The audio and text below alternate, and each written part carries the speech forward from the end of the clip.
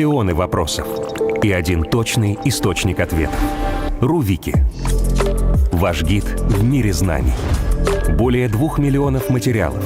Статьи проверяются экспертами. Получайте мгновенные ответы в вашем ритме. На ходу. На языках народов России. Экономьте время, фокусируясь на главном. Пишите, создавайте. Получайте призы в сообществе авторов. Точная информация по вашим правилам. Электронный помощник на пути к высшим баллам. Знания в каждом прикосновении. Мы развиваем мир свободных знаний. Современно, технологично, доступно, точно. РУ-Вики. Интернет-энциклопедия. Знаешь, где узнать.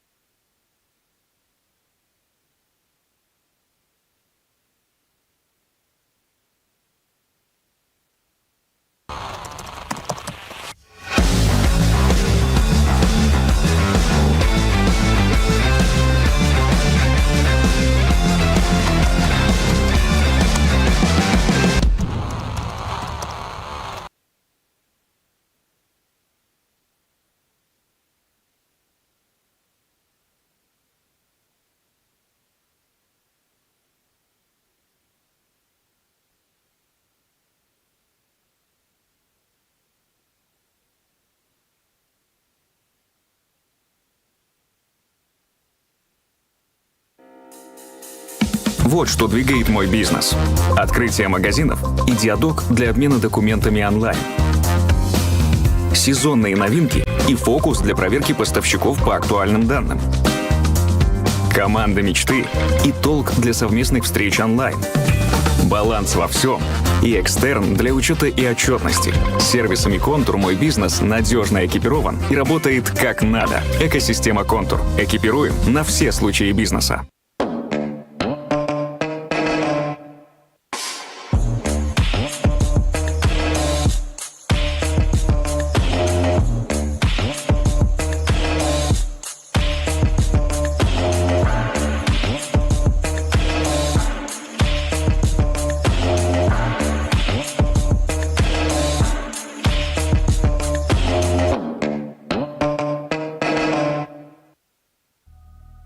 Лаборатория Касперского. Технологический лидер и единый партнер по кибербезопасности. 220 тысяч компаний в 200 странах и территориях доверяют нашей глобальной экспертизе и лучшим в своих классах продуктам эффективность которых подтверждена многочисленными тестами, рейтингами и наградами. Лаборатория Касперского. Активируй будущее.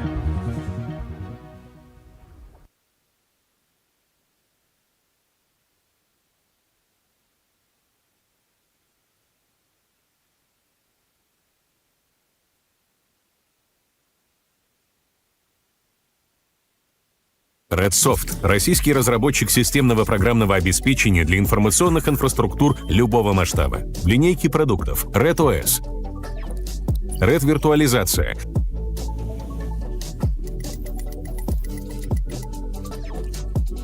Red ADM,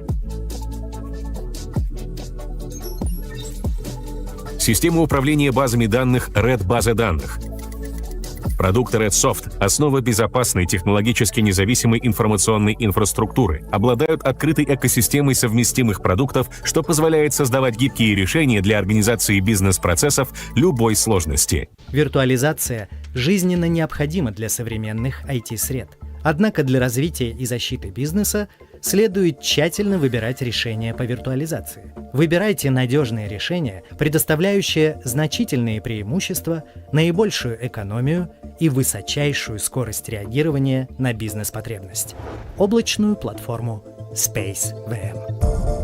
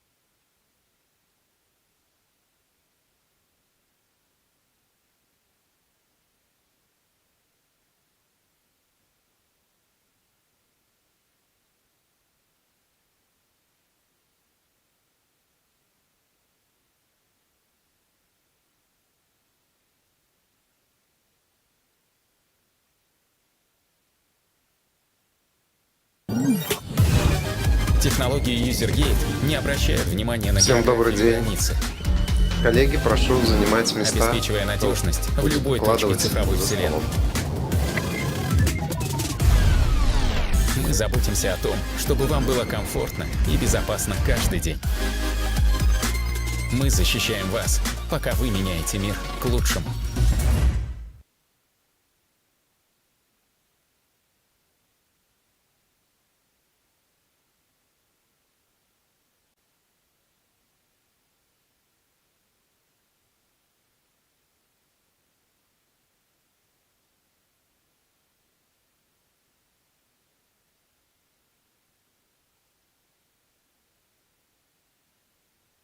Предприниматель бесконечно может смотреть на три вещи. Как горит огонь в глазах команды, как растет поток клиентов и как работают деньги. Откройте расчетный счет в Акбарсбанке с доходом 15,5% на остаток.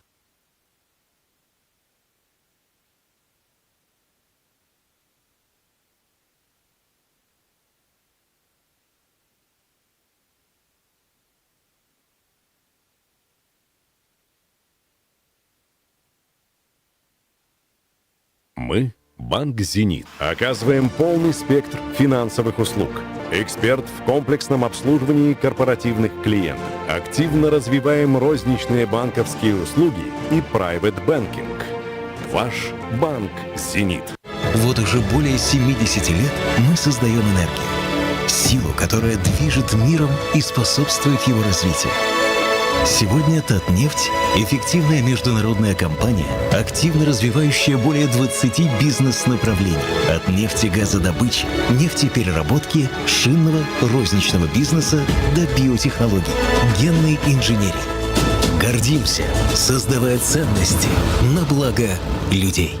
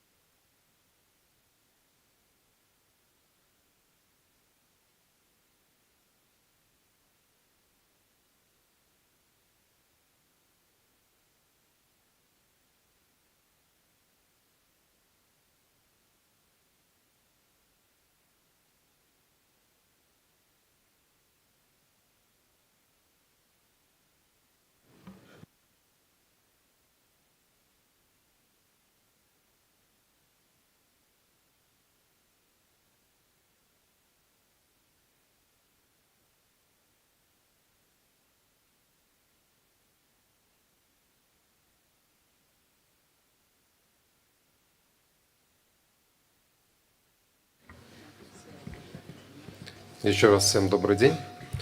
Once again, good morning. I suggest we should start our roundtable discussion. It is focused on quite relevant and interesting for those who join us topic of the artificial intelligence in city transport, in city traffic, how it is implemented, what technologies it features, what can smart city offer to its residents to make his or her life more comfortable and convenient. So now I suggest we start discussing the public transport. It is one of the most important areas for modern city. Without public transport, we cannot imagine modern life in a city. Convenient routes, very exact and precise timeline. I'd like to give the floor to Ivan Astaforov, Director for Development of the Angel IT, quite famous developer for the smart intelligent transport systems. Please, the floor is yours. Ivan Astaforov, it is me. Look, my name starts with a capital A, and so that's why I'm the first to start the ball rolling. Kazan these days has become the center for showing the advanced digital technologies. And I would like to focus your attention on Voronezh, on the city of Voronezh. Some of you might know it. In different stand-ups, you heard about the Moscow, Voronezh. You cannot keep it up. It's some kind of a provincial city. It's a million population city, I would like to say that. And the reason I'm stressing it out, we are localized, where we headquartered. It is connected with my story. It is related to the public transport and power project in the city of Voronezh. And I believe besides development of the AI development in modern years, it's an open knowledge that we're living in a different reality. Many of visiting Kazan witnessed it, that navigators are not working, but mobile network are working and some important services as part of that. And we've been living in Voronezh for quite a long, since 2022. We don't have these navigators are not working at all. Over the last year, we have some problems, big problems with the mobile network operation, and it detriments the solutions used in the city and the public transport and its digitalization process.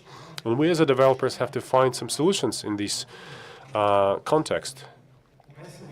Please play back my presentation. I cannot see it on a screen. I can go on without presentation, obviously. Thank you. So, in the picture, my picture is much better than a real-life image. In Voronezh, we have regular problems with the GLONASS mobile signal. At times we have it, but it's very rare.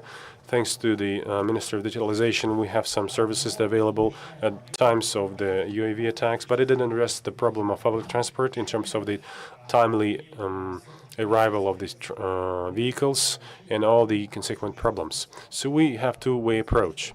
I cannot say that we reinvented the wheel, but we took the path of reading UHF indicators. And what is interesting case? Where should we put it? On the bus stops or some other locations, and any city that is dealing with such a problem, every time it's a unique solution. And well, the more you have some bus stops or some transport stops, you'd better put these cards on some specific stops. If they are connected to the routes, then you'd better put it on the transport vehicles. And the technology works in a very simple way. Passive VHF mark is put on a bus stop, then you have the bus, we register its location, and the data is transferred using mobile network. And here we don't need the instantaneous location of the bus, though it is transferred anyway. And this way we form the overall picture related to how the transport is moving along its routes, what were the problems in real life. Drivers don't like when they are being watched, and they do a lot of things to make this equipment unserviceable and accidentally becoming not functional. And there were some cases with the monitoring of disconnecting and sending some information after some hiccups and signaling about some problems. The most importantly,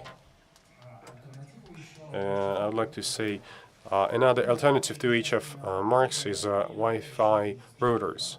It's another source of data that could be used to identify the bus location. And in that context, and you need less hardware, and it's cheaper for the city. As a result, if you compare it with a classical, conventional model of GPS solution, and you see the time of these card reader is cheaper as part of the GPS system, and this UHF mark is cheaper if we calculate economics not for the bus, specific bus, but calculate for specific routes where we should use the Wi-Fi router and where we should use the these readers, UHF marks readers.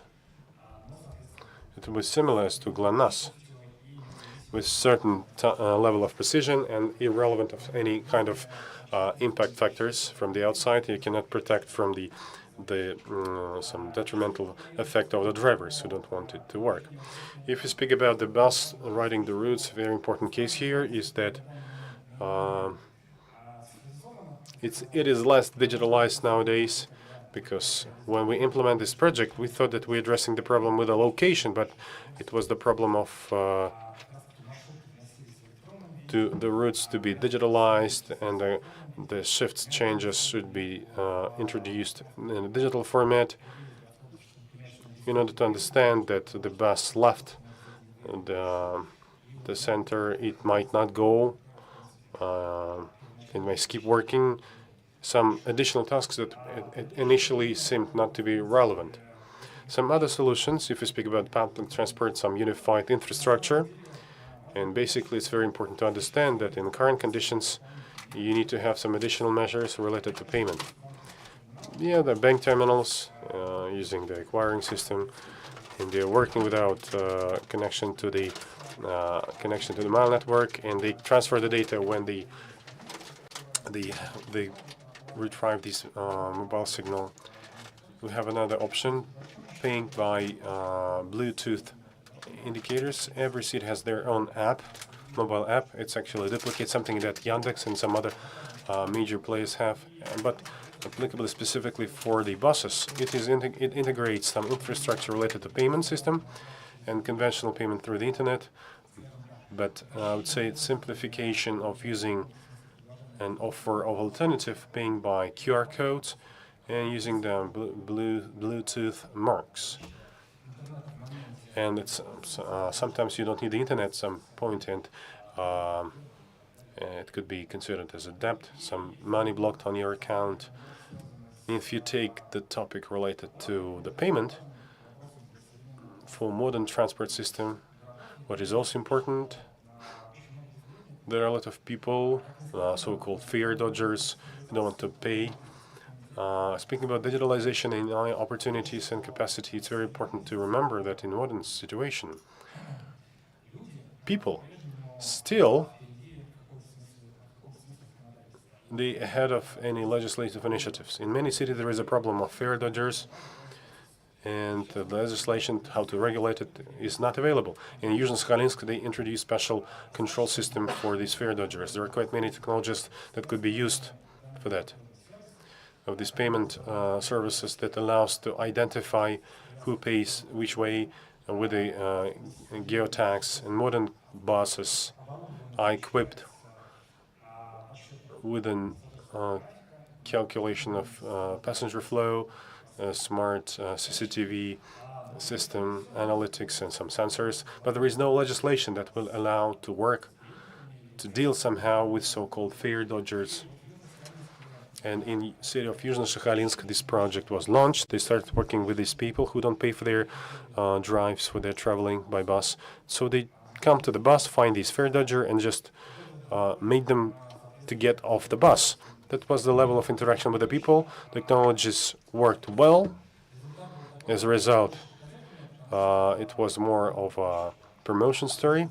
Besides other things, we have to deal with the legislative base and in modern conditions.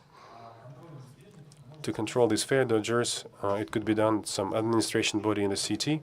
In Kazan is ahead of the time, the way they deal with it. And this section could be aligned from the legislative perspective and in many other parameters as well to work with. And frankly speaking, currently it is one of the factors that allow the public transport to further develop. And to put it, to cut a long story short, that's it. You can see some snapshots of some areas in the city of Yuzhno-Sakhalinsk. We have biggest number of the fare dodgers, not accidentally, but at the rush hour primarily, when people go to their office or they're going from the office to home. We can think about some convenient ways of payment for your transport rides. Those present here, do you often take these Moscow public transport? Quite often I see in the Voronezh, when the level of people's trust is so high, they're giving to some strangers their bank cards to pay for their travel rights. And we speak about the cybersecurity and cyber literacy. And for me, it's not about the safety and security and literacy, but about the level of trust, matter of confidence in the overpacked bus. You entrust your bank card to some absolute stranger. Might seem weird, but that's the case. Basically, that's it I wanted to say. If you have any questions in any format, you can answer that. Moderator will moderate it, I guess. No questions, so I would like to have some comment. If you have such a level of trust to each other and people, then fare dodgers will be gone. Everybody will be fair and transparent. And I'd like to give the floor to Yelizaveta, head of the project in the traffic data.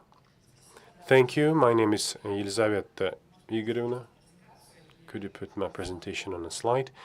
And I would top up what Ivan Viktorovich said about the public transport, providing the in-depth monitoring, in-depth story of the monitoring of the public transport, why it is done, and how can we improve the quality. Currently, there are different digital services for public transport management, payment,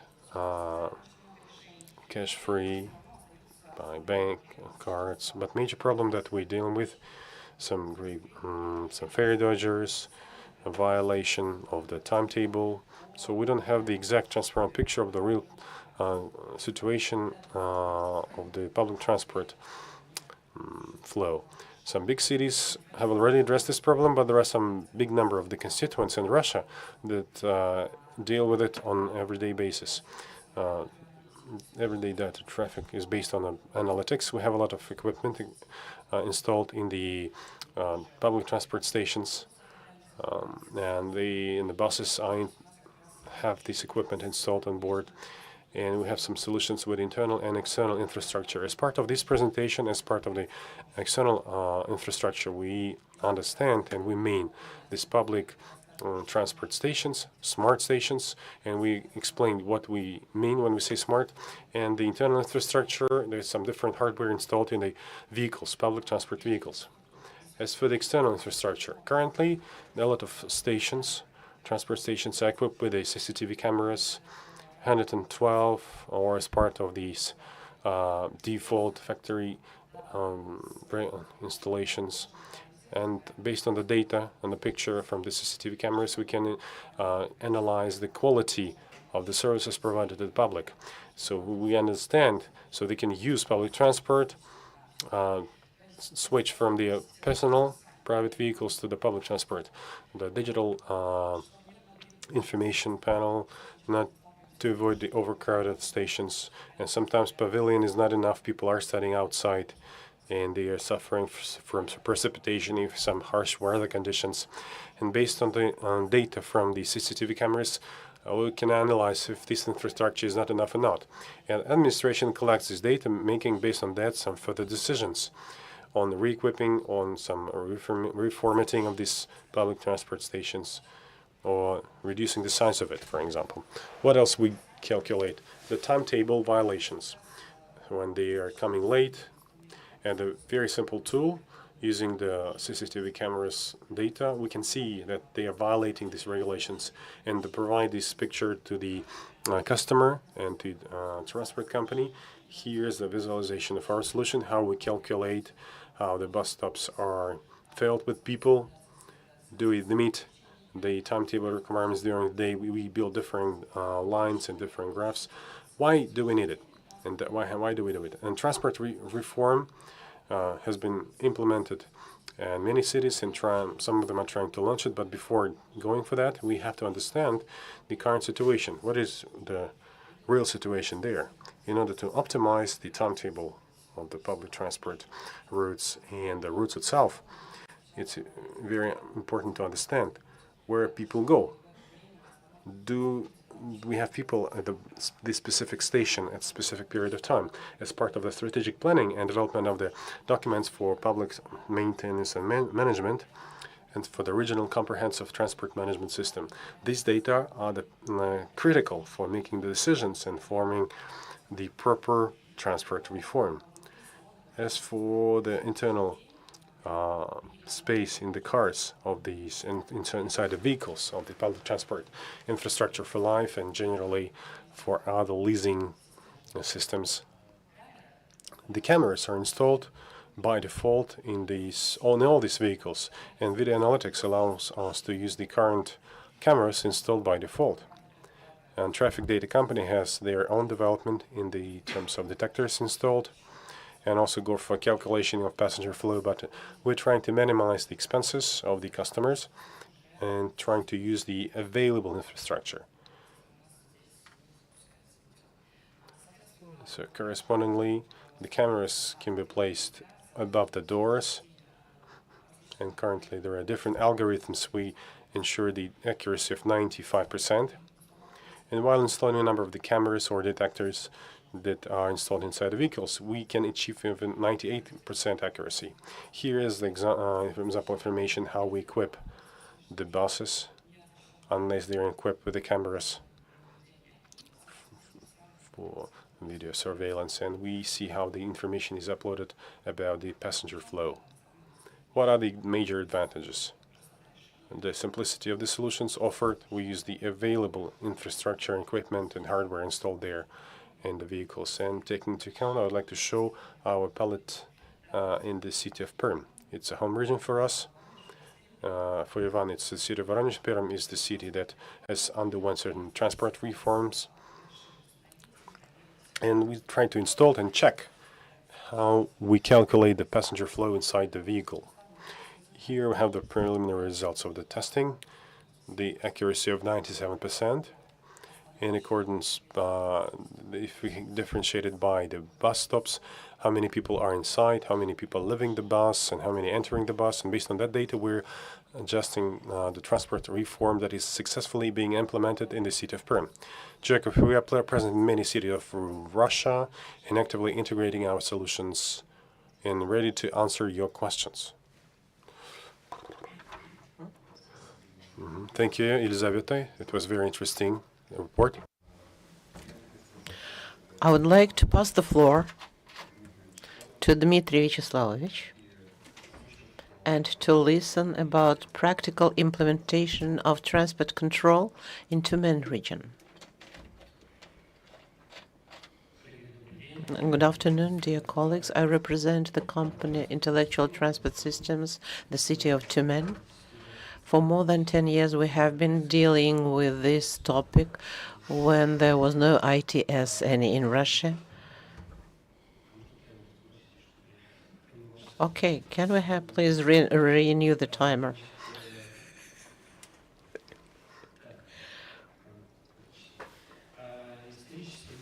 Historically, we have been developing our needs, dealing with tasks related to the navigation, cartography, and solved very many complicated tasks around navigation data and cartography. But with time, there appeared tasks set forth by ITS, and I am going to tell you a number of cases which have been implemented and are used. Maybe someone will be interested in it. And these cases also have stories related to AI. Tyumen region has reached the second level of maturity last year. The structure shows the modules which were implemented, those subsystems and levels of the periphery, which is used by ITS in Tyumen region. But we will speak mostly about the software, about the cases related to the brains which manage all this.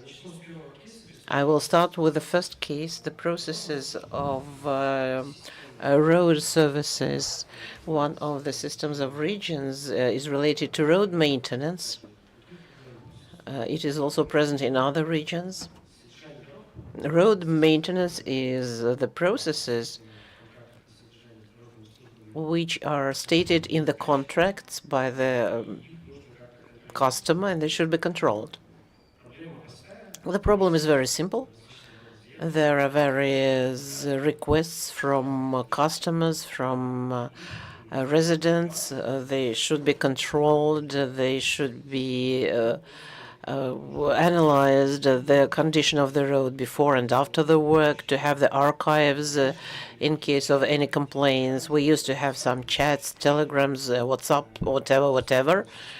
And when we integrated all this, all the sources, we get a set which made it possible to configure various scenarios and to work out in one window access to dispatch all problems related to the regulatory situation of the roads. One of the sources is the mobile complex, which is shown on the picture, which detects. Each is set on the in the car and detects the problems on the road. Now we have about 9 kinds of detections with the cracks, pools, pits, and whatever related to road signs and so on.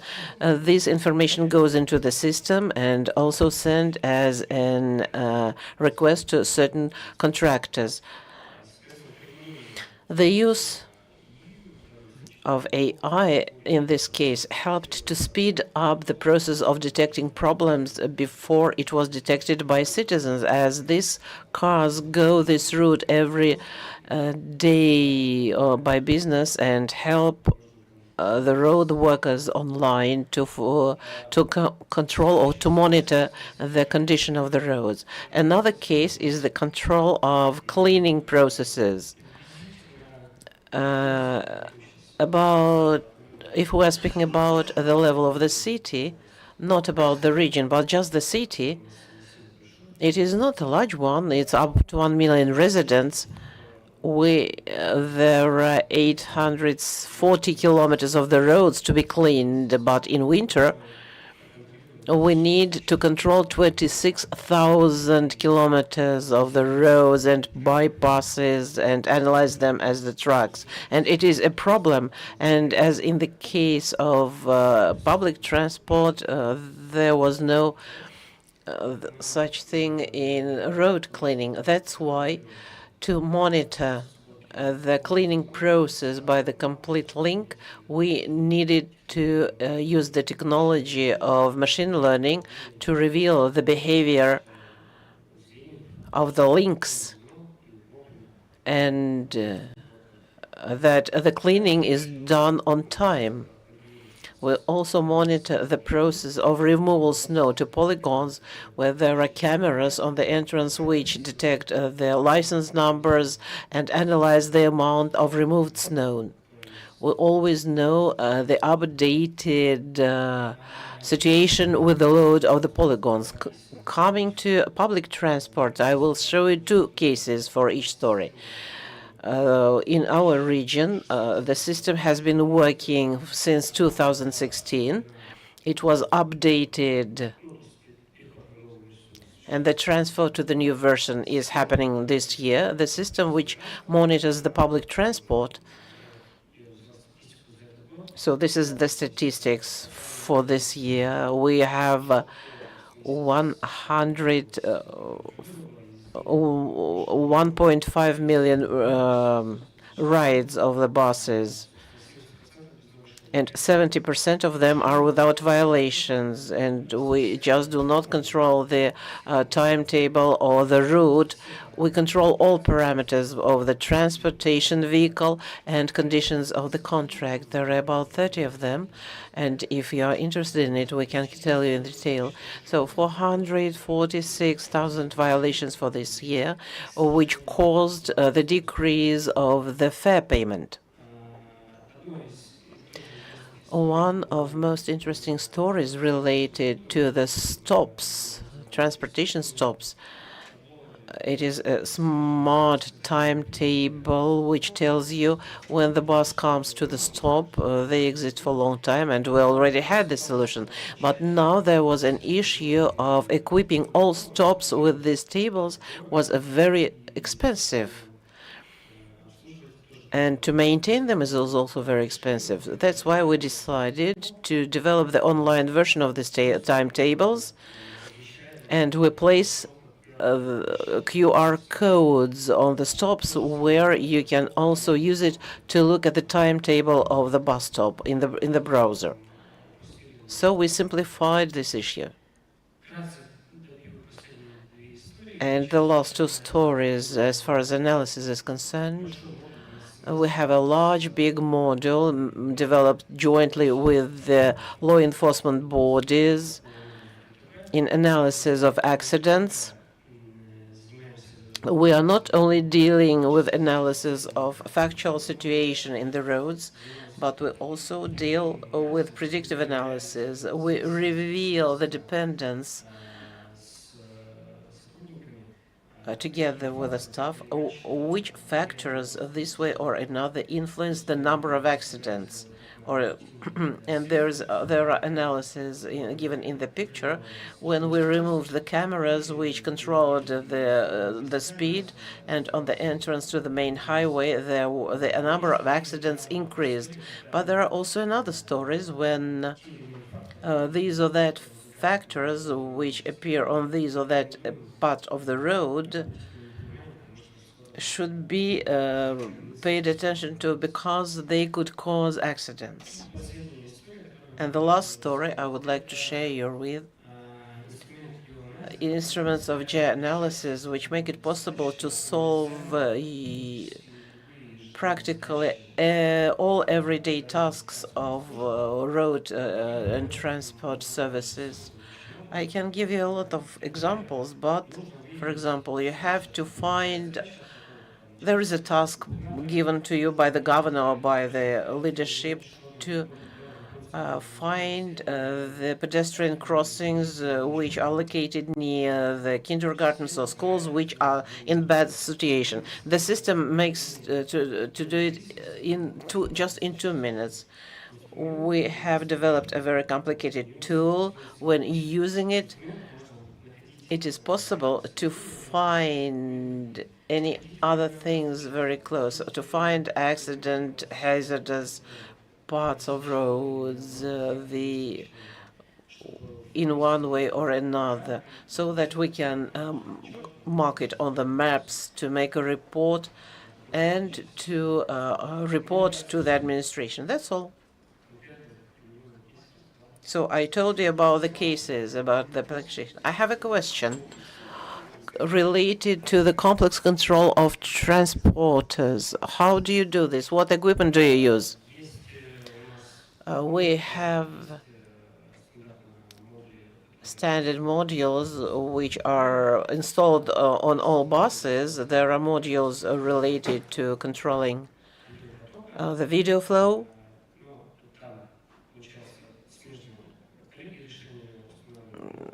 Our colleagues install the solution, and we get the results of the analysis of the flow. There are also solutions related to counting the passengers on the stops, and there is a mobile app which is used by control services. They just come suddenly to some route and fix these or that violation. So Practically, this is video surveillance, linear control, and standard GPS. Thank you. Thank you. Also, in the city, besides public transportation, there are personal cars, private cars, which makes a big share, and it is rapidly growing. And organization of parking space is a very important question. I would like to ask my colleagues from the company of City Technologies, Yuri Evgenich and Sergei Alexandrovich, to tell us how smart parkings work in the city and how can you monitor the SUVs. Colleagues, good afternoon. First of all, I would like to express my gratitude for the opportunity to make a presentation. Kazan is a very beautiful and hospitable city, which has again been confirmed by the organization of this forum, and the number and skills of the participants. Thank you very much. Okay, I will just show you our colleagues. Yes. I will tell you a little bit about the company. Smart or paid parkings we are dealing with since 2013. We have a huge experience, a large number of projects implemented.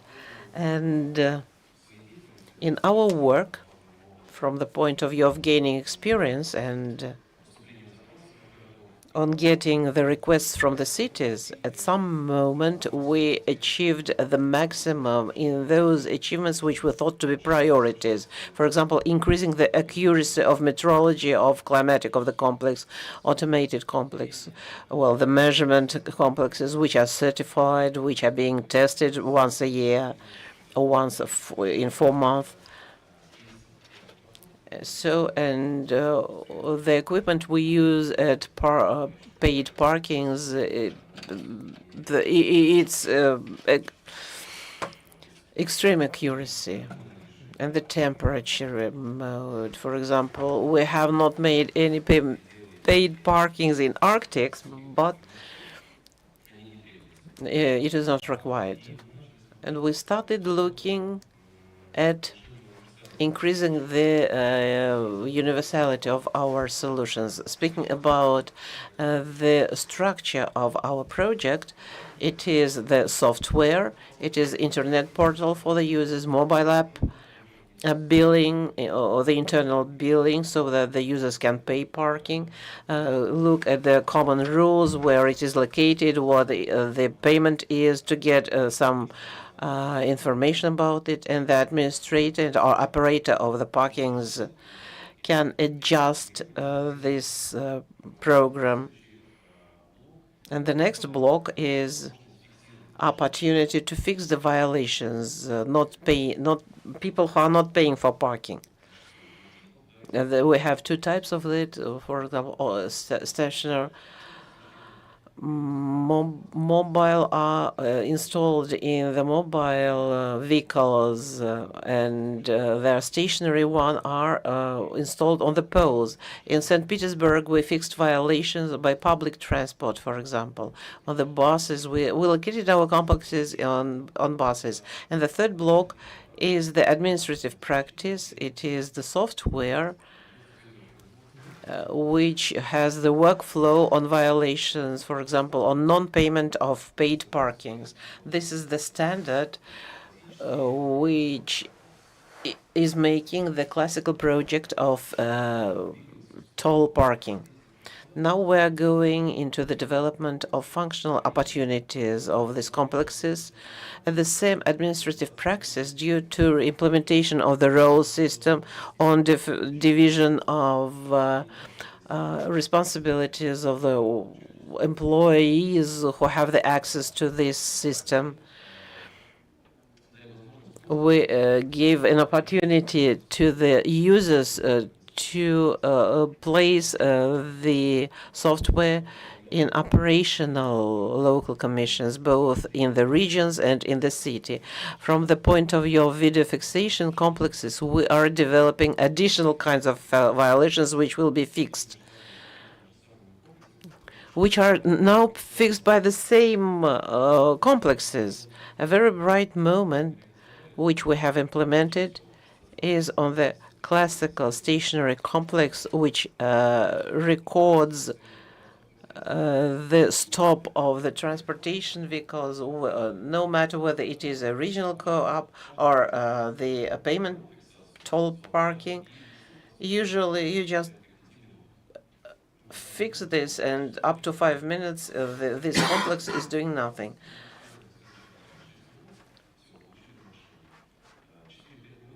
So for 5 or 4 minutes, it is just hanging on its pole. We implemented the hybrid functional when we fixed all zones of violation. It goes or looks to the road and fixes all transport, all vehicles passing by, including their license numbers. But this is not the detector of the transport, and it doesn't give that accuracy which is needed for automation of traffic. But for search work, it is a very nice example, which has been used both in Lipetsk and in Belgorod. One and the same complex can be used in all spheres. And plus to that, the fixation of additional violations, which has been implemented on this mobile complex, because the mobile complex can be used on various routes. It's not hanging on one side. It can go to a yard, for example, if it's necessary, and to fix, for example, the parking on the greenery or on the children's playground. Or, for example, hampering the waste removal or whatever. And by expanding these functional opportunities, will make it possible for the city to get the better functionality and to close a lot of issues, a lot of problems which arise in their professional activity. That's all as far as my presentation is concerned. Colleagues, good afternoon. My name is Meshcherikov Sergei. I will tell you about our native city. I will tell you about, because we are from Belgorod, and we'll tell you about Belgorod, that the project of toll parking was implemented in 2014. The city position was, it is a social project. It is not for earning money or for making money, and we should have warned or prevent all projects and all moments which were aimed at scaling up, because our colleagues from Belgorod are using the example of Kazan. We all remember this video with blockurators, but this is not suitable for Belgorod because we have a post payment. And from the point of view of loyalty, everything works for the comfort of users. But there are also certain criteria which make it possible for the city to monitor following the rules of payment, because the payment is 30-40 rubles an hour, and the fine for non-payment is rather soft. It's about 1.5 thousand rubles. We had, for example, 304 parking places. We all remember, and we still those negative news related to Kursk and Belgorod. The situation is still difficult, but nevertheless, the city has decided to expand the payment parking space twice. In 2025, the number of parking places increased by 1,200, and now we have about 4,500 parking spaces for the population of 300,000 people. And the major part of the city is covered with parking spaces, and we understand that the city administration sees the efficiency because the turnover of these parking spaces increases. And for keeping this balance which we have on people with benefits, is a wide list of people. And according to that information which we have related to payment of parking, low rate, payment rate, and the time to leave the parking, and not to make the payment. So I will say you again that we have about 30 minutes of free parking time. But the post payment, you have a possibility of regulating the payment. For example, you parked in the wrong place, you can just change the time when you parked, or you can prolong it, and all possible options so that the person avoids a fine. But if we look at financial data, we can see that fines are coming in a very good dynamics, and we can see that people start pay for their parking. And when, unfortunately, this bad situation started, we could see that there are cases when fines were revoked or cancelled in the city, and we could see that the city, on top of the social policy which is being implemented, makes it possible for the city to get the revenues and use this money for the development. As the money goes to the road fund and for scaling up certain stories. Understanding that the manual labor is not enough to do all this, now we are introducing digitalization. And on our side, we provide our colleagues with the opportunity of digitalizing anything. And even in these moments, we're trying to help our colleagues. The number of initial employees responsible for the paid parking, despite doubling it, it is the same, which makes it possible. The current system makes it possible to go very fast from the point of view of automation. And right now we are doing more automation of certain processes.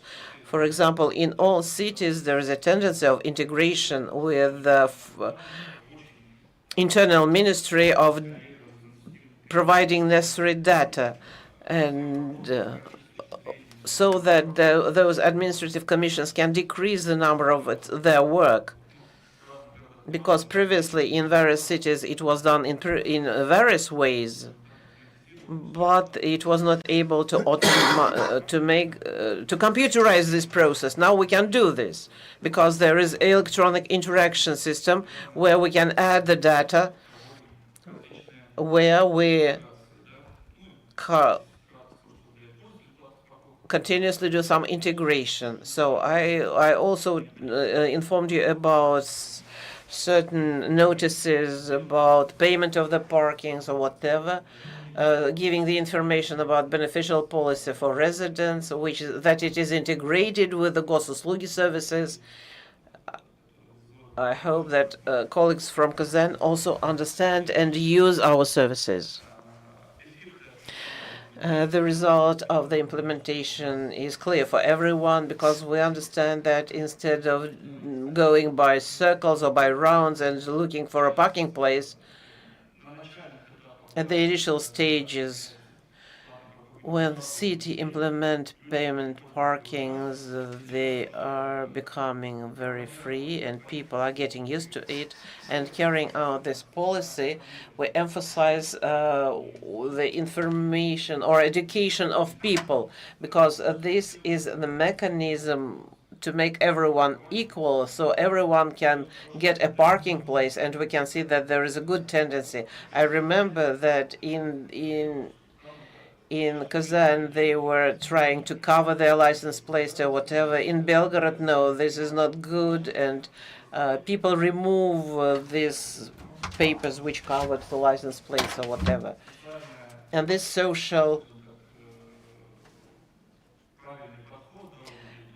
socially correct approach made it possible to achieve it. Thank you very much, colleagues. We will be ready to answer your questions. I have a small question. Based on your experience, what way of parking spaces, parking lots control is considered the most effective stationary CCTV cameras and mobile complexes. Well, I would probably say, based on the example, we discussed the Belgrade case. We used a large-scale project from the perspective of different complexes. They have 162 stationary and 1 mobile complex. As for the stationary coverage area, is about 85% of the streets and areas. And previously in the city, they used only the mobile complexes. And colleagues from Angel IT, they developed it, and they used these complexes. They showed to be efficient. They proved to be efficient. But we had a pilot project.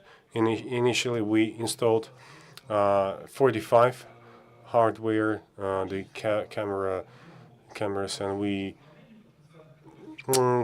considered the number of the decrease and number of fines that were accumulated, and we saw that the mobile complex has a certain specificity that can become not functional, some road accidents, and the drivers might get ill and sick, be on sick leave, and the more area covered by the stationary one, it is the better. And in Belgrade, they understood that it would be more efficient to use the stationary complexes for the video recording because the city is not big compared to other 300,000. That is the population of Belgrade. But traffic jams, and there are some rush hour when the mobile complexes got stuck, and some of these traffic jams, a number of these recorded cases will be reduced. But the stationary complex is working and functional well. We're not refusing to use it. It is still riding along the roads, but it was developed by us and what Viktor Evgenievich described as the Ultra project, Ultra complex. They also register these black spots where you cannot place these stationary complexes. And we, with the colleagues, know that the Kazan had this case as well, and they worked on that. And we informed the colleagues, and we come to a decision that to use the stationary complex proves to be efficient. Thank you very much for your question, for your answers. Very good presentation. And public transport has become smart and generates a lot of data, and we have a lot of information. Personal vehicles we visit, it also generates in the parking lots. And we have a lot of stations, huge volume of data, and I think the colleagues from the Yandex company can tell us how to process it properly and take into account in the everyday life of the city to become even more efficient. Vyacheslav and Nikolai, please, the floor is yours. Good morning. Put in presentation, please. And everyone who is present here, think for a second, what is the major problem in a city transport and a city infrastructure? Just think about it for a number of seconds. And from approaching it from your perspective of your experience data, and from perspective of the city, it speaks for the fact there are a lot of domains, a lot of problems that have mutually influence each other. It's very hard to get the bigger picture, and ineffective solutions and ineffective list of the solutions. And if the solutions are not effective, then the hardware will be changed very slowly. So the system is very complex, and those who know how to work with it, and I can tell you, Yandex is not only the taxi delivery, it has 12 services, and the transport in it, it's the second service by size. Every 5th person who go for this Yandex app in order to address some transport problem in his life scenario, where the bus is, to build the route, to check if the bridges get disconnected, or to pay for his ride of his travel. Now in the app you can top up the Troika transport card to choose the best route, take into account different means of transport, the scooters, public transport, taxi, while choosing the route of your travel. Soon you'll be able to pay in the public transport and in the dozens of Russian constituents. We provide solutions for different transport scenarios. We work with the city, what is important for the city. My name is Nikolai Inkatov. I am responsible for B2G department in the Yandex Transport division. As I said, data in the city is very diverse. It is proved by GPS data and not always exact. We have some data from the road accidents and some validators data and different sources of information. They are of different origin, used in different systems, and we're analyzing how we can consolidate all this information. And after consolidating, keeping it in some specific place, and apply AI for model in order to control and manage this public transport system, in order to help the city to address the problems in the sphere.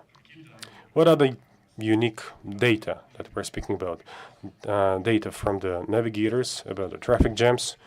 We quite often start the app in order to understand the car sharing, the taxi data, scooters, the road accidents data, not about from the road traffic police, but any scratches, any other protocols, everything that can be registered, where they are, and somehow impact the situation in the roads in the city.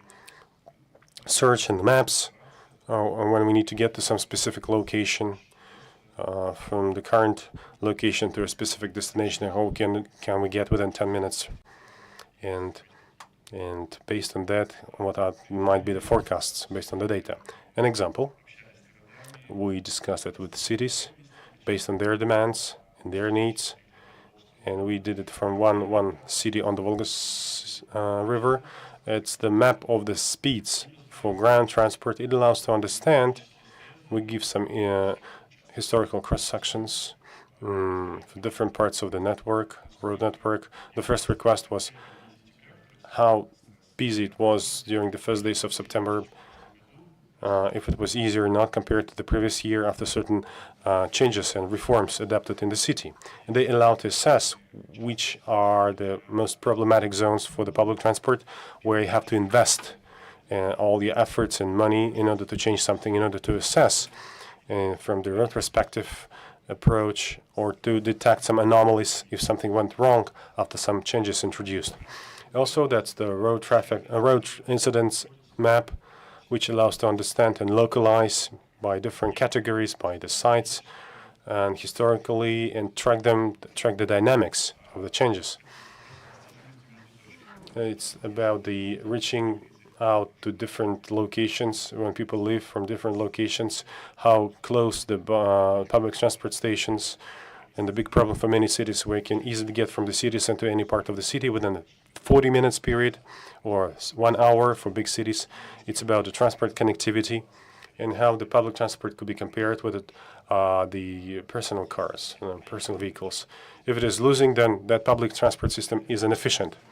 That is a chronic description of the bus stations. Everyone want to have the public transport stations within 10 minutes reach. If you don't have it within 15 minutes, then it's very inconvenient to use it. Then we can assess to what extent, how far you can get from the public transport station to some specific location. The perfect situation, the similar territory area could be covered by the car. All these examples were done by some requests from different cities. What is the next step? So we accumulated all this information. The next one is to model it and the attempt to harness this data, to add some additional information, the passenger flow, payment, waiting time in the bus stations, what we heard during the session. This data for the cities could give a lot of opportunities for model design. It allows to test certain hypotheses, to find some weak points and give some recommendations. And recommendations is to change the route, how to make them more efficient, the frequency, the timeline, the timetable for the public transport, the duration during rush hour when you should take the buses off the line, the relocation, the bus stops, and how you develop the routes of the control services in different scenarios that we receive from the cities. But each of you might have, based on the data, can have some problem that he encounters in the city, and you know city better than anyone. And we have a number of the data. You have some knowledge about the problems that the cities have, and we'll be happy to discuss it with you and share our practices, best practices we have in a business hall. You can scan the QR code with the contacts. Well, at the end of the day, I would like to wish you a productive day and we were welcome for cooperation so we can more effectively address the problems the cities have. Thank you. Thank you, colleagues. Very interesting presentation about the big data. And I think cities should collaborate with you and create some new technologies for management of not only the passenger public transport, but for managing all the flows, I mean human flows. And without service, I cannot imagine my life without your services. I use Yandex daily. With any of the services, it is somehow connected. It's a bit mind-blowing, the taxi tariffs during the rush hour that are changing and skyrocketing, following some mysterious algorithms. Because of it, I found a new means of transport, electric scooters, e-scooters. And I would like to give the floor to Artur Zufarich, who could immerse us into the problems of micromobility of the cities. Good morning, colleagues. Thank you for the floor given. My name is Artur Fakhrudinov. I'm the head of the macro region of Volga region. In our company, our product, Whoosh, scooters, work in 60 cities of the world and dozens of Latin America and Asian countries.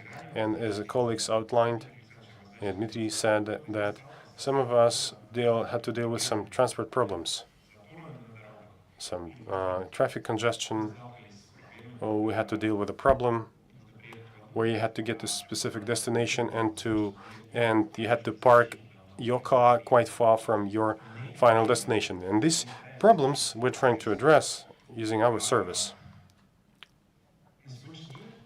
As of the date, our company, not as an electric scooter, is the whole ecosystem. It is not as big as Yandex, obviously, but you know, there's so many things to do and so many places to go. It's quite convenient and user-friendly app, which allows you to rent the scooter in any convenient place, develop network of the service centers, which allows you to quickly provide services and to maintain this fleet of scooters and a big team of specialists whose task is to seamlessly integrate new type of the city transport in a modern city transport infrastructure. It's an open secret that not all the cities are ready for these innovations, but we keep on sustaining this dialogue with the city administrations, and we find some win-win solutions on integration of this means of transport.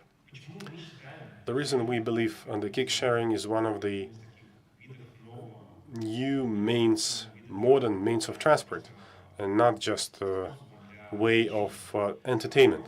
First, and the most basic actually factor is the regularity of your trips. According to the 2024 analytics, the routinely trips were made in 85% of the cases. Every ninth ride in the city was made along certain transport scenario. So they went on these trips, they repeated in the morning and in the evening. They had certain routinely character. When people going from the residential area to the subway station, to some public transport station, or to some trading center, or to the office. I can also say why I call it the transport, and we do a lot of work together with the municipalities on developing and defining the places where we can localize these scooters, where we can place them, which not only put it into order that you can park your scooter and you cannot park it in some other place. It allows the user to build their route using different apps, W2Gs or Yandex app. And any person, any resident can build this route ahead of time, not only using the car, you can build it using a scooter. Equally, we are detecting and registering all these rough areas, rough surfaces on the road, which allows to make your route as comfortable as possible. And this data on the request could be sent to the cities, so cities can create the most comfortable infrastructure for the residents riding scooters. Our work, our presence in the city creates a lot of advantages not only for the residents of people, but also for tourists. And speaking about the city dwellers, we believe that we make a very valuable contribution to fighting against traffic congestions, traffic jams, and partially we reduce this load on the road network. And as for the tourists, those who use the scooters, it allows to visit as many sites, museums, exhibitions, restaurants, and it has some economic effect on the city economy. There is a research which proved that the tourists traveling around the city using the scooter, it facilitates filling in the city budget 2 times faster and bigger compared to tourist who is traveling on foot. It's not my research, it's just open source survey. You can find it on the internet. A new chapter or a new niche in the transport system, it requires equal attention in terms of ensuring security and safety. And we conduct a lot of awareness raising events. We organize different campaigns where any person can, free of charge, have certain training of controlling the scooters, electric scooters. And I would like to highlight that I personally get involved in such events and receive the youth, not only the people, the elderly generations are interested in it. I personally helped the one man who is 72 years old. And it's interesting fact, when my father, when he was overhauling his car, he was gladly used the scooter, and he confirmed that it was quite convenient and comfortable. We also developed special training educational aids that we disseminate in the universities, colleges, and schools, where we say that scooter is not an entertainment, it's a new means of transport, which requires certain degree of responsibility. And such events would have some big benefits, some positive outcome. We were the first company that in 2021 introduced some prohibited areas where we can remotely control the scooter, reducing its maximum speed. And Baumna Street, the pedestrian street here in the city of Kazan, where you cannot ride using the shared whoosh scooter. Obviously, there is a shared opinion. Some scooters are still traveling along that street, but you should be aware that in modern reality, when the geo turbulence and some UAV safety modes, sometimes it violates the work of the geo control. In order to create the transport system, you can't be just a transport company. That's why Whoosh, first and foremost, is an IT company that works with a huge amount of data and a lot of development. And currently, we're not just developed our own IT platform, where we manage our fleet of scooters. We trying to keep it up. And one of the latest solutions is a start by SMS, by text messages. We quite often deal with a situation we have some hiccups with internet connection, so you can start and finish your ride using the text messages. We're sharing with the cities some data on the routes, which allows the city to develop the infrastructure of not only the transport, regular conventional transport systems, but also mobile transport systems. Last May, we launched a special project on the customers ranking, where using indirect indicators, accumulating this data, we can favor and give some extra benefits who are using the scooters, so we imply certain sanctions on those who violated the rules of controlling and riding the scooters. In the end, in the company, we believe that only through the integrated efforts of business and government, we can make our cities safe, secure, and mobile. Thank you very much for your attention. Artur, thank you very much for your presentation. I would like to ask you, and first I would like to give some comments. I use the scooters daily. We have been using them for 7 years, but discipline of our people is wish much to be desired. I see some 2, 3 people riding one scooter, and I was surprised why it didn't break as a result of it. And here we have a very big risks, and that's why there are a lot of claims and a lot of disturbance among the city population. If city somehow can help you, the images from the CCTV cameras, would you use it to improve the discipline? Dmitry, I have to state that I personally once witnessed 4 people riding on scooter. I had a family because family was frightened. My family was frightened because of me and 4 people riding one scooter. Well, as practice, the case that you mentioned is used in some of the cities. For example, in Moscow, they've been using for quite a while, for a number of years.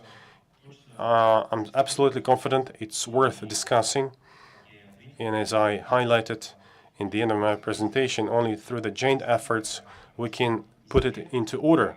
Because we all know that if I'm all on my own, we cannot deliver to around that point to a great number of people, to the parents, allow their kids riding scooters. Dmitry, may I top that? We are the company who help the cities to get data from different operators. And the city of Nizhny Novgorod, there is a pilot project as part of which we register certain violations through the smart analytics. And the city agreeing it with the operators, that operator is changing the effort with the user. They are fined, and 25%, I cannot precisely, of that fined money sent to the city budget. I'm not sure if they are make it nice and beautiful from the legislative point of view, but some cities are doing great work in that sphere. Thank you very much, Artur Zufarich. No matter how good our transport is organized, no matter how good our parking lots, if the cities are not cleaning it, and if we have snowfalls with the piles of snow, it will still be a big impediment. I'd like to give the floor to Pavel Vladimirovich, Director General, Autonomic Company, who could tell us how you can use the special vehicles, how you can manage the air flows and tune them in the proper way. Good afternoon.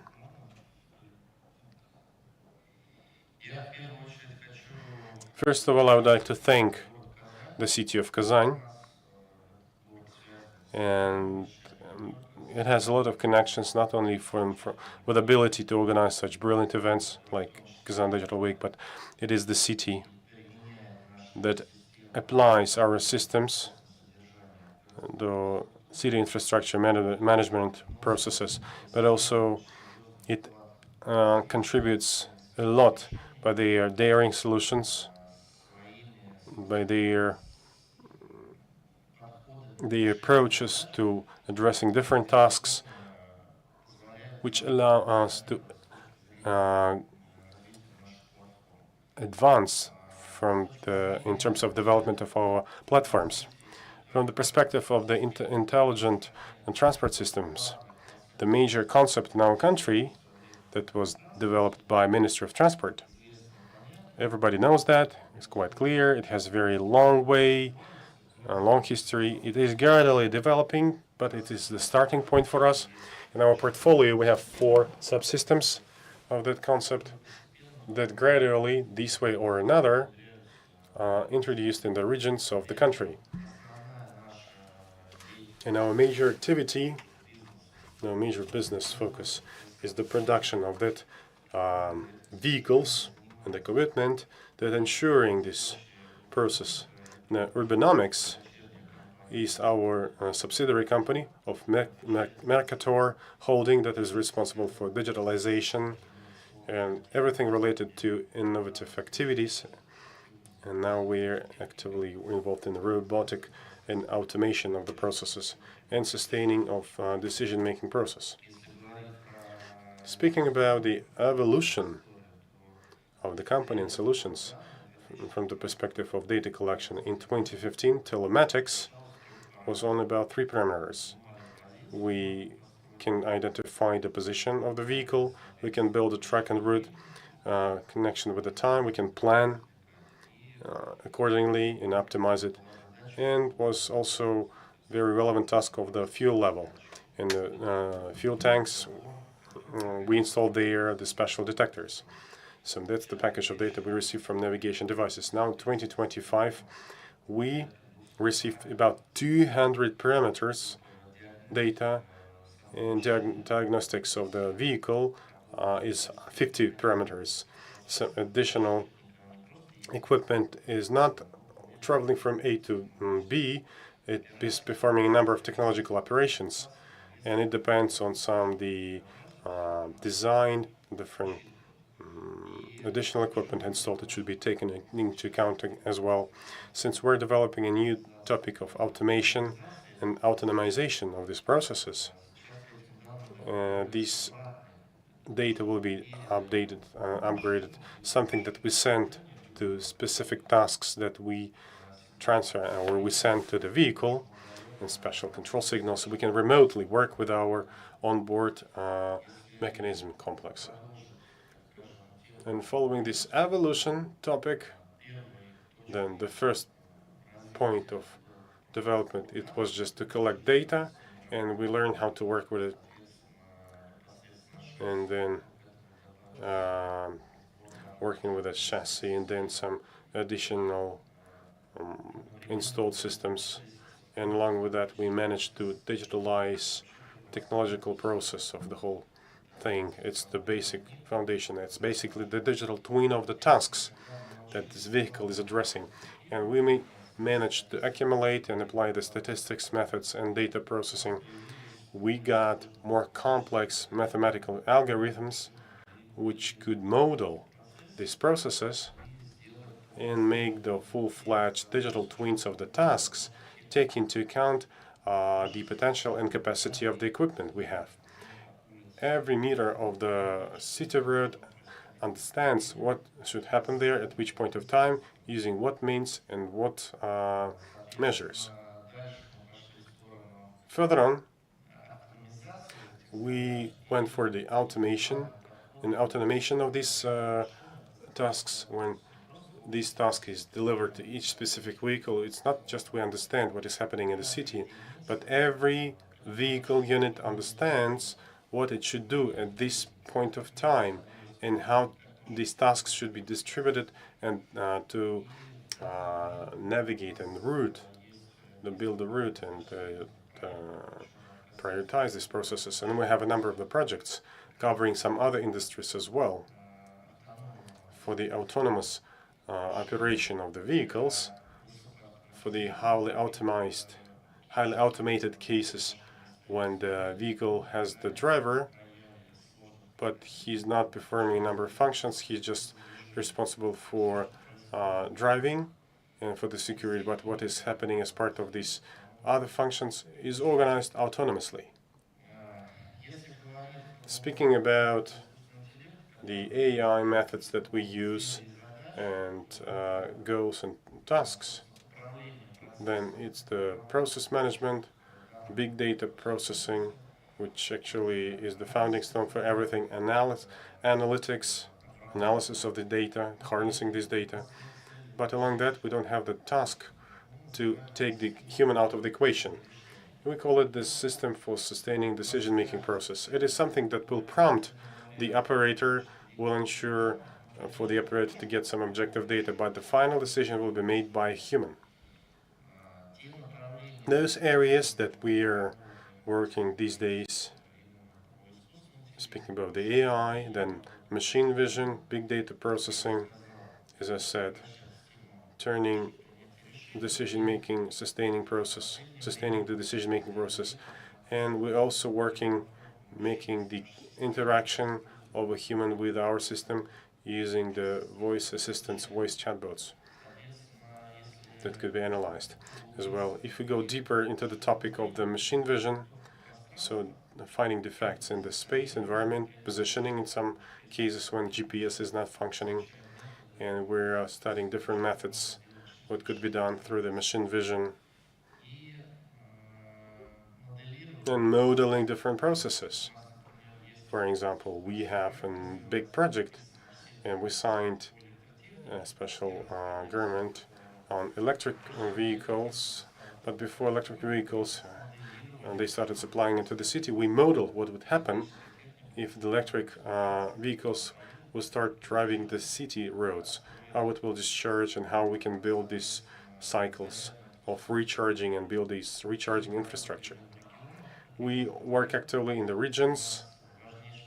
The major customer for us is the city. Kazan is using our systems and it is developing in that area. Kazan is a very daring city, which is not afraid of innovations, different control methods,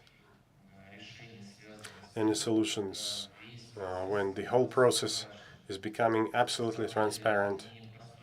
It's quite a difficult solution for many officials, for many statespeople, because if all the advantages and disadvantages are becoming clear immediately, you can quickly respond to different difficulties and see them. It has a lot of advantages, but along with that, not everybody is ready in all the regions to share this information, live in the conditions of such transparency. When any flows in the industry immediately seen, put into statistics, and affect the decision-making process, and there is no human factor as such. Kazan is the city which is not afraid of moving along that way, and we are very appreciated and very grateful to them for that.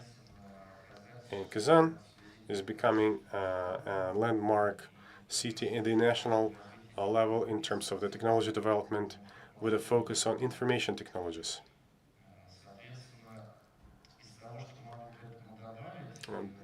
Additionally, our further steps and further development as part of interaction with the Ministry of Transport, get back to standardization. We elaborated one of the state standards as part of the information transport systems, intelligent transport systems, dispatching, road flow, and road network systems. It would be great to get back the standard on data transfer. So not to have this diverse way. So we could have, it's very important to have V2X standardized, because a decree 285 of the Ministry of Transport, it regulates. Now it has become invalid. So we have to bring our efforts together and get back to have this standard open, regulated protocol of interaction that will allow us in the work of our system, and we'll spend less time on adaptation. Thank you very much. Thank you very much for warm words about Kazan. A very good proposal that we should start communicating on one protocol on all devices. We have carried out huge work lately and digitalized all our technological processes. And in this winter, we are going with 15 live situations, and I hope that the quality of street cleaning will improve. Thank you very much for your presentation. And the time is coming when cars will prompt to our cleaning machines, because not so much they will prompt to where they should go and clean.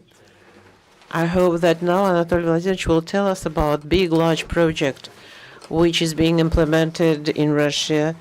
It is the car atom. Dmitry Alexandrovich, dear colleagues, participants, thank you very much for an opportunity to make my presentation.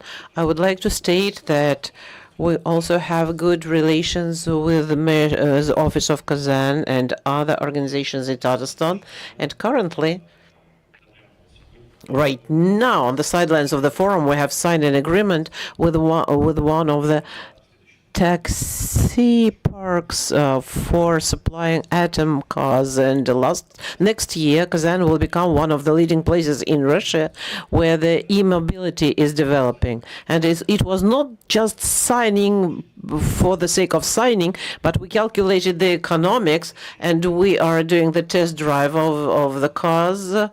by the errand of Rais of the Republic. Today is the final day. Everyone who wants, we are behind the pavilion number 3. There are 2 cars there. Please, you can you still have time to have your personal test drive. As it is a complete Russian-manufactured e-mobile, we started developing in Naberezhny Chelny.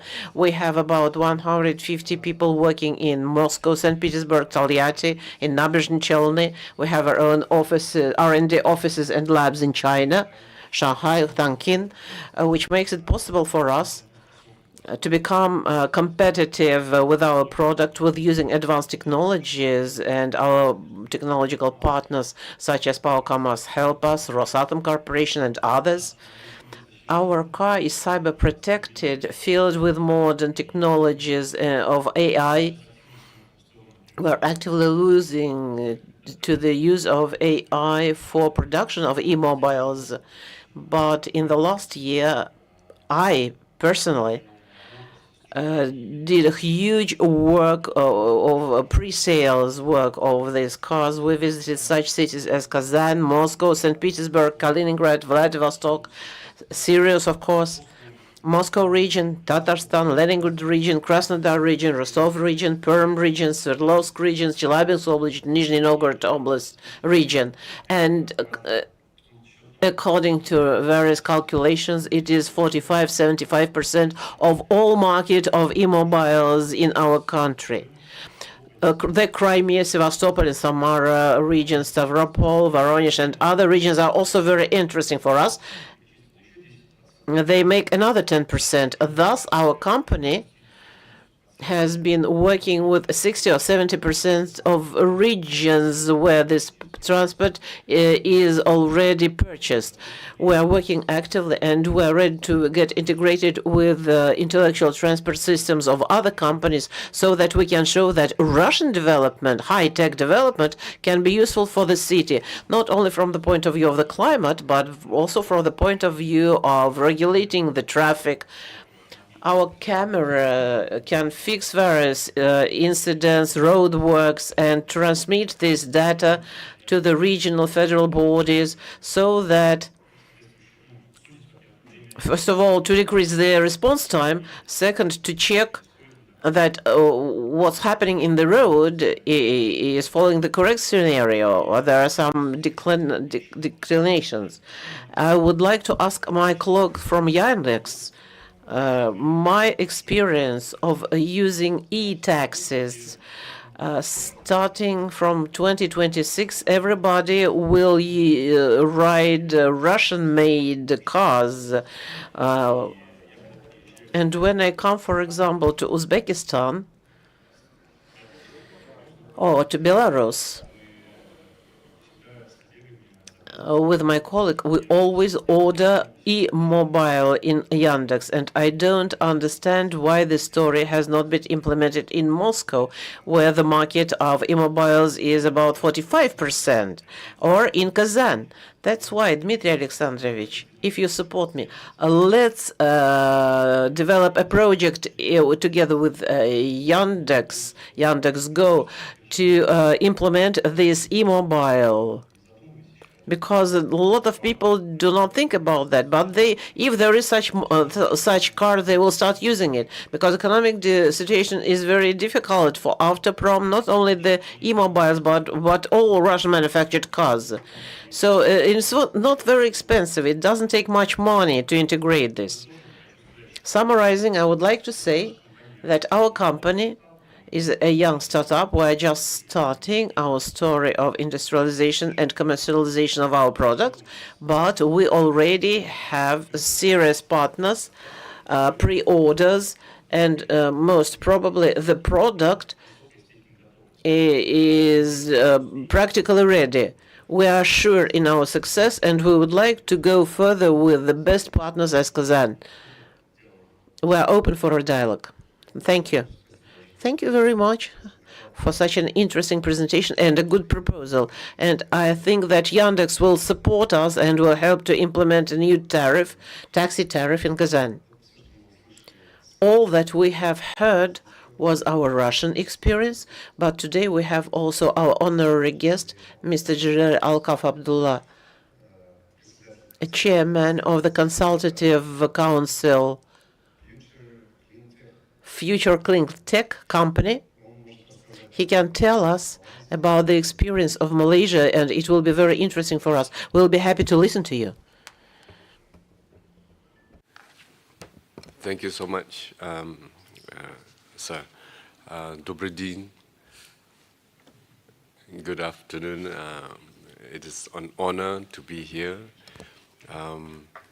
This is my second time to Kazan this year. I was at Kazan Forum earlier this year, and then it's an honor again to be part of this Kazan Digital Week. Thank you for the invitation. Yes, we've heard a lot of technological advancement in the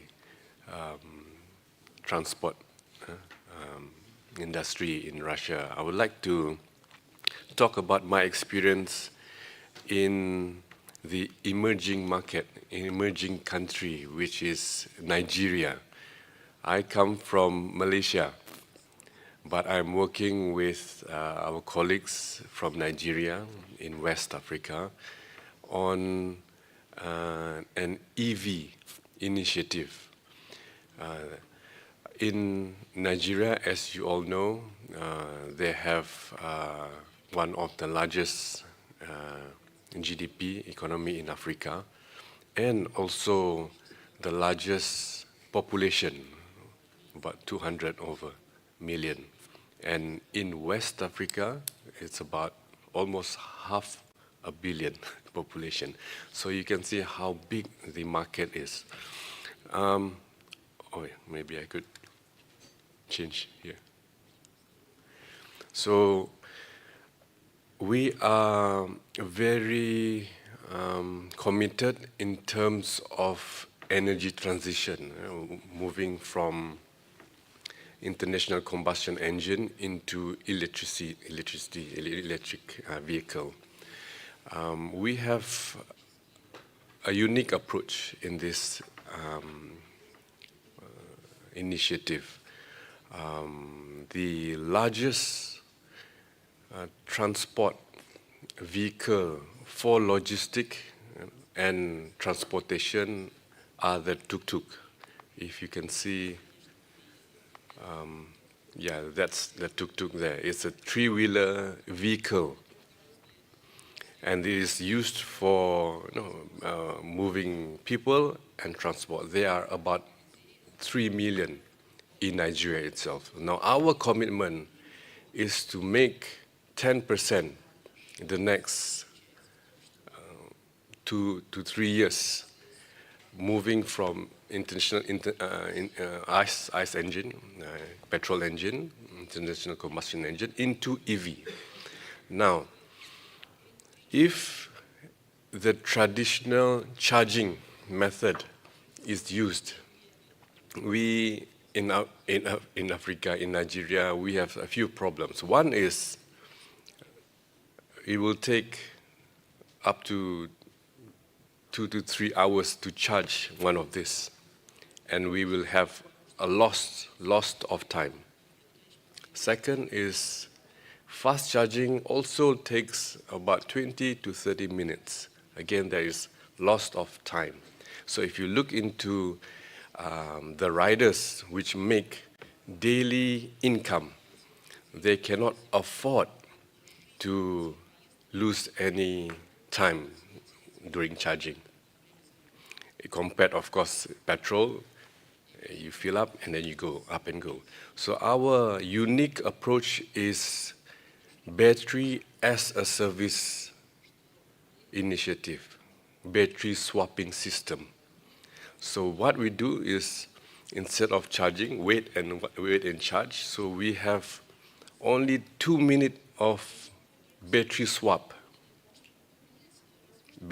So meaning they can go to the battery swapping hubs, station. They can change the battery and they can up and go.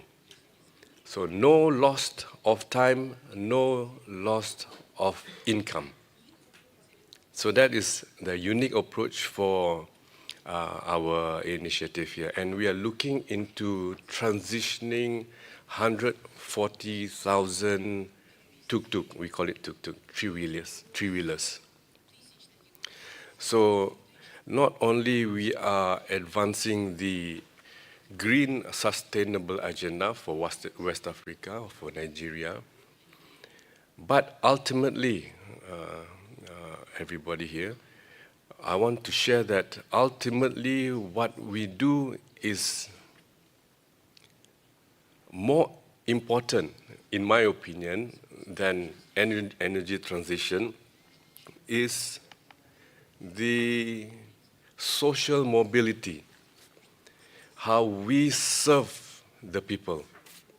How can this initiative bring prosperity to the people? That is the ultimate goal. You see, in Malaysia, I am a former senator. I am a former member of parliament. So policy making is important in making advancement in society. So applying that to our friends in Nigeria and Africa, by doing this initiative, by moving ICE engine into EV, not only it's green, not only it's sustainable, but ladies and gentlemen, what we have here is each riders are able to do a few things.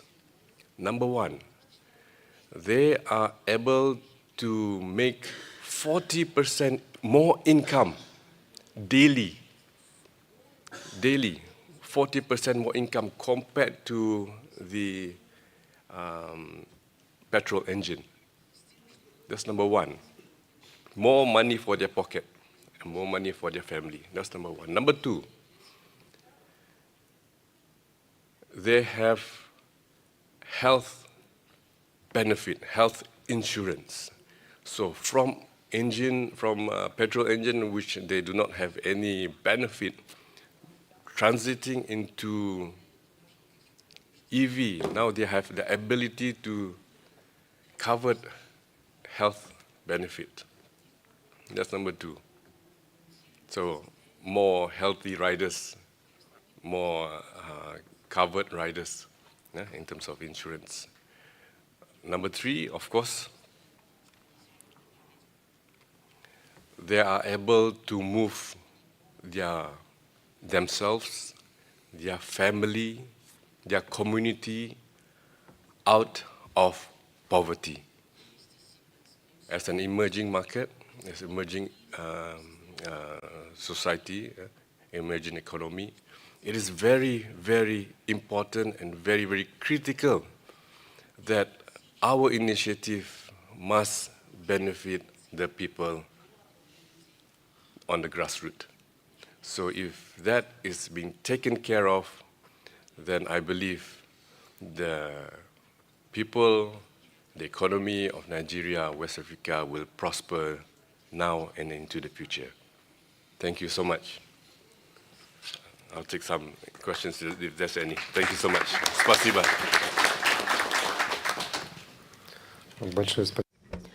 Thank you very much, Mr. Jizeri. I have a question of maybe how many people use these EVs or this service in Nigeria right now? Thank you. It's a very good question.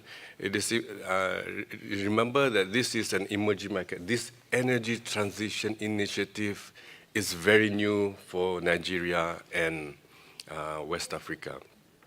So we are launching our first 100 tuk-tuk, tricycles, in the very near future.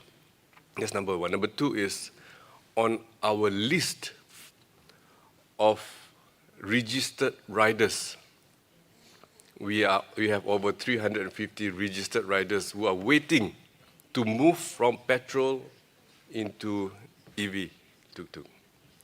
And number 3, we are partnering up with a local logistic provider, and we have signed with them, they want to use at least 15 to 20% of their existing riders to commit into EV.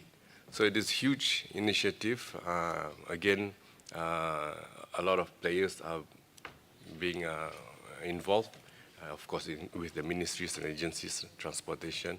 But we also want to look into potential partners, maybe from Russia. We hope to have more collaborative between all our regions, and especially in the BRICS community. Thank you so much. Thank you very much. We hope that we will collaborate with you. It is a very interesting initiative. This is a technological transition, and this is the change of technological approach, and it always causes problems. Even in Russia, e-mobiles struggle for the market. We understand that we have winter, that's why it's rather complicated. On top of that, the new infrastructure should appear in the city. It should be created, and it should be comfortable for using this new kind of transport. And I hope that about new approaches in planning the city will be told to us by the head of the monitoring of the master plan of the Institute of Development of Kazan, Maximilian Vladimirovich. Please, the floor is yours. Good afternoon. Thank you. Yes. In my presentation, I would like to increase the level of abstraction as what I would like to tell about relates not only to the ways of transportation as in the city planning and city development, the distances are measured not in linear units, not by meters and kilometers, but the time you spend on movements. And these two classical old pictures, one from our domestic textbook and the other one from the Western textbooks, they give us the same information, that with the development of kinds of transport, the radius of mastering the territory by the city is changed. When we're speaking about the city, we're speaking about modern city which was born by Industrial Revolution and so on. That's why it is necessary to say that in this respect, the transport infrastructure and transport, besides being the most important subsystem of the planning system of the city, but in this context, it's first of all a tool for decreasing this distance. And the issue of a distance between what and what arises when we start coming close to the earth, to the functional structure of the city. And the first approach, the first classical attempt to invent or to somehow mitigate the availability of the distribution, it is connected with the idea of industrial revolution, and the whole Soviet experience tells us how it can be organized with a micro-district that originally were neighborhood units, actually. And instead of public centers and churches, we see kindergartens and schools that group together in a planning, and they turn in such a city in a multi-layer, multi-tier level, where each function is regulated by the time of availability and functionality, and actually correspondingly pose the transport solutions and transport means that ensure this connectivity in between them. Nonetheless, modern cities are much more complex, and modernity went simultaneously to such a classical Soviet master planning school, And in the Russian practices, back in 70s and 80s, there was a revolutionary rethinking of the approach and focus on a human-centered approach in city planning. It's not about opportunity for a man to get to the kindergarten within 15 minutes and 30 minutes to the school and 45 minutes to go by tram to the factory, but generally to get everything, a diversity, the whole range of impressions, functions, destinations that city should offer.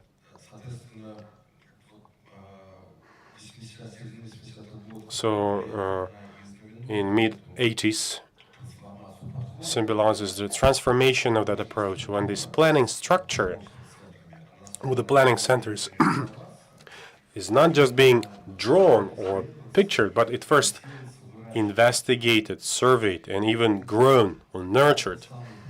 And that potential of selecting the diversity and calculations for the Moscow city development structure that was done by Alexei Gudnov, it showed that the city development, 70% of the city development potential, or the choice multiplied by the transport availability, is focused on 20% of the city. And it's post-Soviet or late Soviet period situation. And there was certain delay, but it is also specific to basically all post-Soviet cities, those cities that preserve that historical center, where traditionally they have this concentration of all these functions. So Professor Gudnov discovered this fundamental connectivity between two derivatives: the integrity of the city territory, and the second one in the transport availability that identified by the planning structure of the city and by the means of transport that are connecting this city planning structure. And when we measure them, and they're measurable, I outlined them mathematical models, and I will not overload you with a mathematical formula. But all these things have this heuristic potential. They could be assessed, measured from expected perspective. But they all can be computed and calculated by very simple mathematical tools. If we assess these parameters, we can put them into these axes with and we can divide them into different zones for each territory of the city. We can assess and identify these areas of the development of the planning structure that would improve the total potential of the whole city.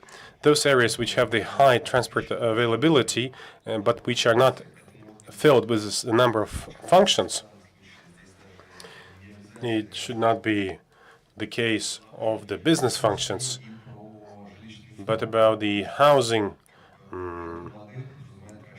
because it implies the calculation of connectivity with the people living in a residential area.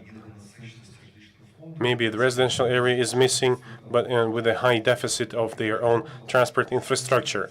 We can to differentiate in a city development, in an urban policy, which allows to address these transport problems by not just developing the road infrastructure and road network, but also filling it up of these territories with a residential housing or with a business functions. Another example of the similar, relatively close model, which has huge experience of being used in Kazan, because in 1990s, Alexander Vysokovsky, one of the authors of the urban code and legal framing, when he was developing it, he applied it to Kazan city. It is similar to the model that I described, but the major difference is that more fine-tuned and more thinly working with a city development frame, or the pillars, which are the combinations of the maximum business activity.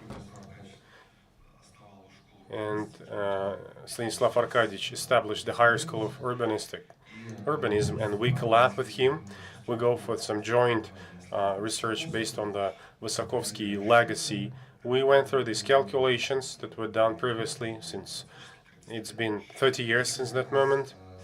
And now we are trying to align it, analyze how the situation has changed in terms of the city activities, and to what extent mathematical models see and reflect the morphological reality of the city. And again, we see the hierarchical structure of the space of the city and the differential city development policy. It is two-way policy. It's all about two-sided coin. Because transport in the city, it's not the goal itself. It's just the means of reduction, the time travel that measured by time actually. And this differentiation allows to make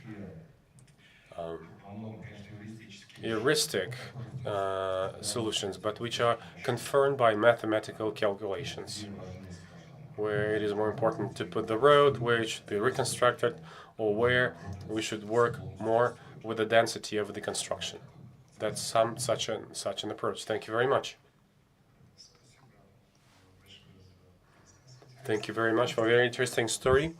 The cities are constantly being challenged with different things, and because the density of the road traffic is growing, but the area of city quite often stays the same, and it's quite big city development challenges that we have to address. In the end, we have one speaker. I would like to give the floor to Mr. Tom Karng, the president, ITS Thailand, expert in the sphere of transport systems, who will tell us about the interesting experience systems of the payment and the transport in Southeast Asia. Please, the floor is yours. Tom Karng, the floor is yours.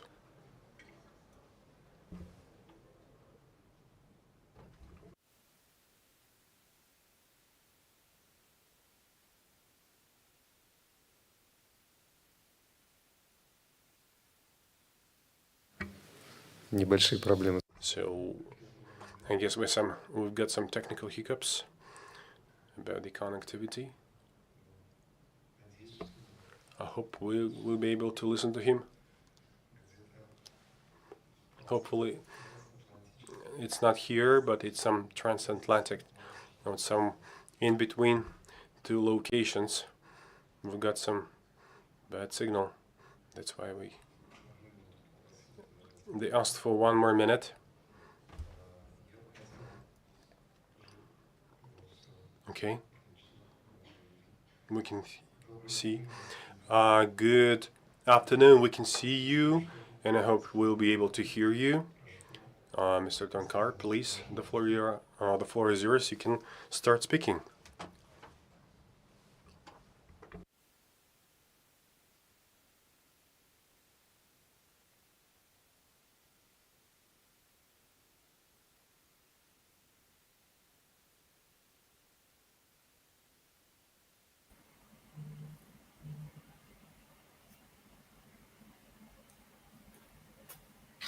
Hi, everyone. Okay, so I think I'm ready for the next talk. Мы вас слушаем. Okay, the floor is yours, please. You can start. Thank you so much. Good afternoon, everyone. My name is Tongkan from Thailand. So it's great honor to speak here at the Kazan Digital Week 2025. Now, could you show me the slide presentation?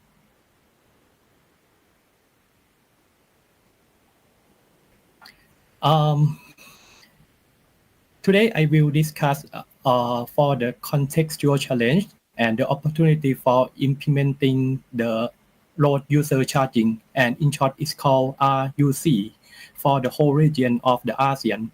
ASEAN is one of the fastest growing regions in the world. The city, for example, like Bangkok here, Manila, Jakarta, Ho Chi Minh City, and KL or Kuala Lumpur are expanding very fast. This growth comes at a cost too. A chronic traffic congestion, for example, deteriorating air quality and rising fiscal pressure to maintain infrastructure. Traditionally, the funding models, especially fuel taxes, are eroding due to the efficiency improvement and the transition to the electric vehicles. Next. The RUC emerged as the flexible technology-enabled policy tool, not only to manage traffic, but also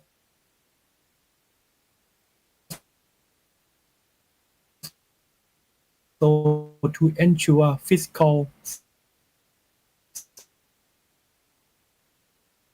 sustainability.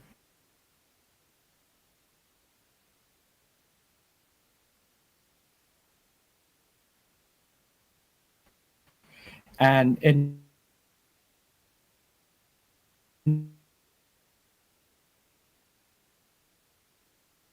environmental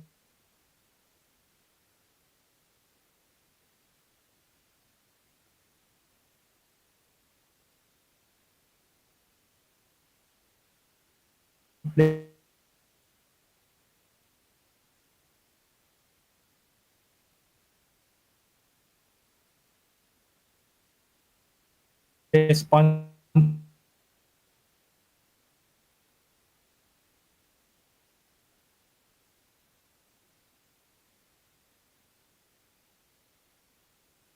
Да, что-то происходит, но, к сожалению... Unfortunately, there is very bad connection, very bad signal. Colleagues, let's say a very big excuse for Mr. Tong Tong because we cannot hear at all. I would like to thank all the presenters, to thank for very interesting presentations, for very interesting solutions that you integrate in our life, for you making our life and our cities more convenient, more comfortable.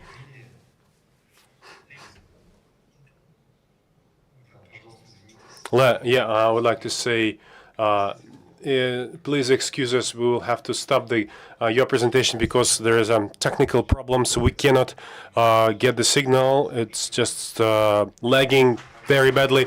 Colleagues, thank you very much for the session, and I would like to wish all the best to all of you. Thank you.